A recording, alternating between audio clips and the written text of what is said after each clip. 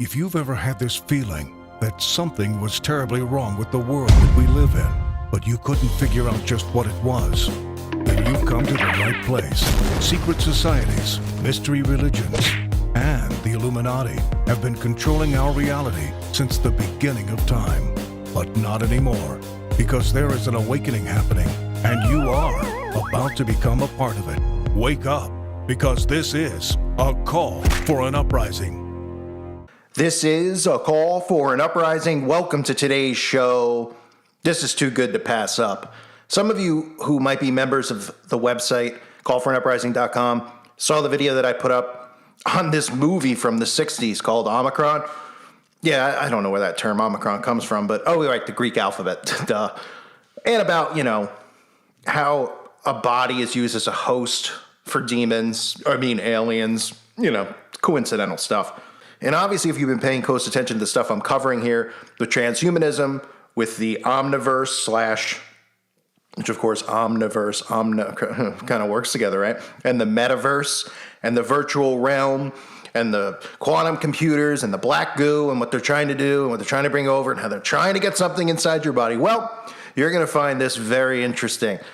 A video game called Omicron, and of course this is just about a video game review that I'm going to do here for you. A video game called Omicron brought to you by Microsoft. Crazy, right? Back in 1998, 99. Yeah, by Microsoft, 99 it came out. Actually came out October 31st in the EU. October 31st in 1999. You got your Samhain, your occult holiday, of course, and you have your 1999, you have your 666. And of course, who's the guy that ran Microsoft, developed Microsoft? Oh, right. Bill Yates.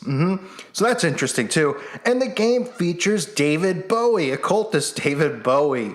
David with his lightning bolt in his face, all his occult videos, doing the peekaboo, A-OK sign over his eye, all that stuff, which we'll get into. But take a look at these scenes from the video game Omicron, and let's play a game, because everyone knows my favorite game is Connect the Dots, and of course then Connect 4, which is a great game.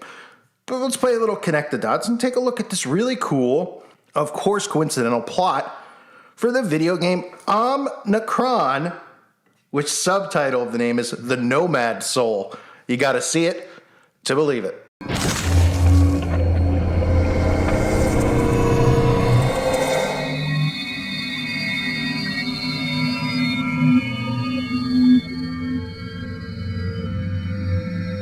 So here you are, the stranger in Omicron, conqueror of demons. Dagobah told me much about your exploits. You're not the first video game player to get your soul trapped in this dimension, but you're certainly the first to stay alive so long.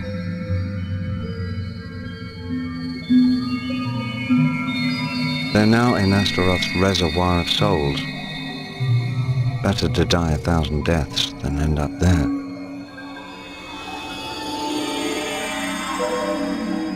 Astaroth was locked up in a cage for thousands of years by Cuchulainn, the hero of the Cobalt Wars. Now that he's free, the demon needs to build up his power again because it dwindled over the centuries. To do so, he needs souls. Thousands of souls.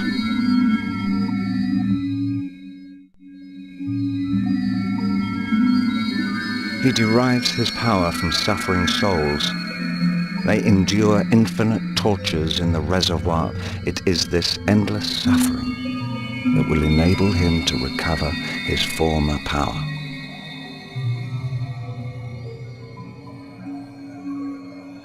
The souls here are grey and withered. You can't get much power from them. The juiciest souls are in your dimension. Astaroth created the video game called Omicron in order to capture them, the game you're playing at this very moment. He uses Omicron to attract souls. He asks players to put their spirit into a body in order to enter our dimension. As soon as the soul has come here, it only takes a demon to catch it and take it to Astaroth, who condemns it for all eternity, which very nearly happened to you. No, unfortunately.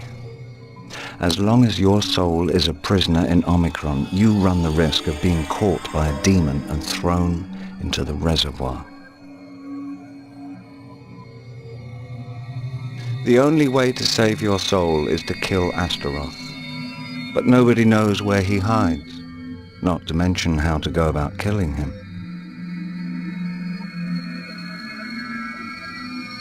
Let me think. There might be a way to find out more about Astaroth. There's an old parchment that comes from the Cobalt Wars. It mentions Astaroth. Perhaps it says something about how to destroy the demon. The parchment is in the central library of Omicron under strict guard at the top of the pyramid. Go to the library and gather together all the information you can find on Astaroth. The survival of your soul is at stake. Legate Reshev protects everything that dates from the Cobalt Wars. He still hopes to discover some secrets of the ancient art. All access to these documents is forbidden. The library is in the Lahore sector. You'll need a pass to get there. You'll find one somewhere in this house. I placed Jenna at the head of Phalanx 5 to replace Namtar the traitor. I asked her to give you all the help you need. Something tells me you can help us achieve our goal. An old legend recounts that only a nomad soul can hunt the demons out of Omicron. You may be the one we have been waiting for. I must go. Now the binary tides are turning. May Vaigramukha guide your steps.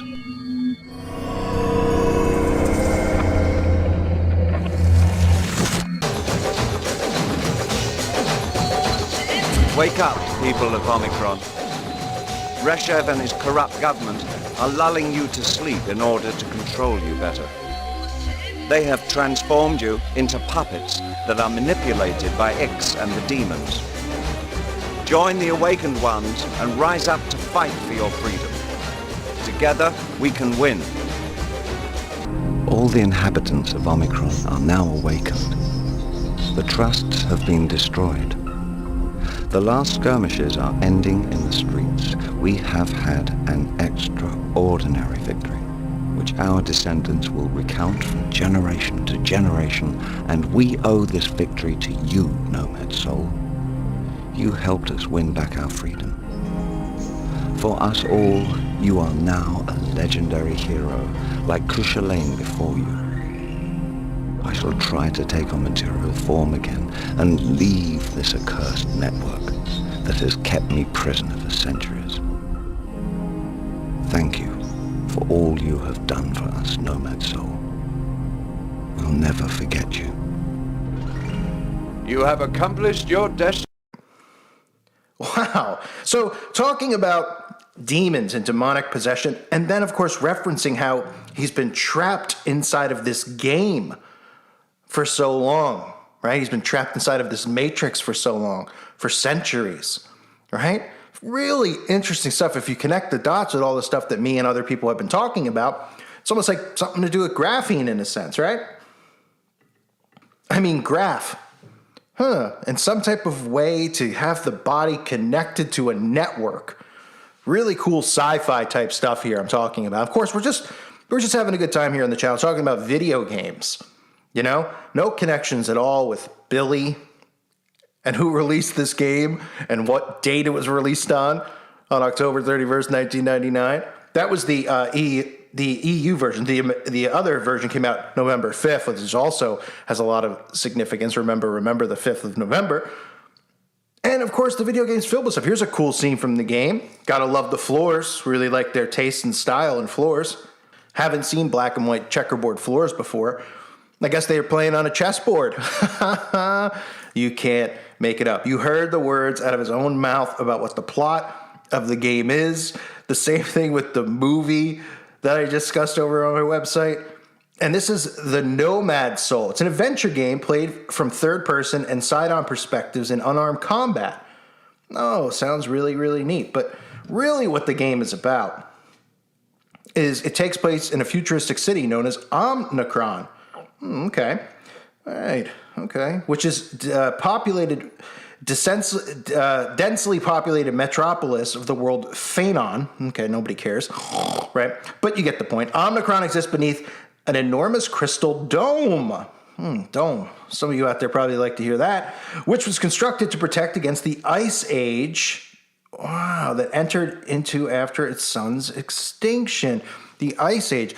Boy, we have this thing with global warming and wanting to cool things down. And then, when you put these masks over your face, it actually cools the atmosphere down because it removes the carbon. Really interesting things here. Almost like boy, could they have no. What am I can't say that on here. And of course, the game goes on to talk about demonic possession entering inside of the body, right? Which, I guess you'd have to do something or put something in you that would no longer make you human, that would make you unable to be a host.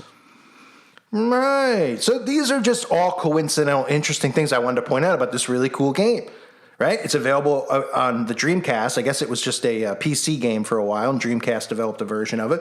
Maybe I'll do a walk through the whole game. And like I said, you get David Bowie of all people, right? Because he's probably in there right now.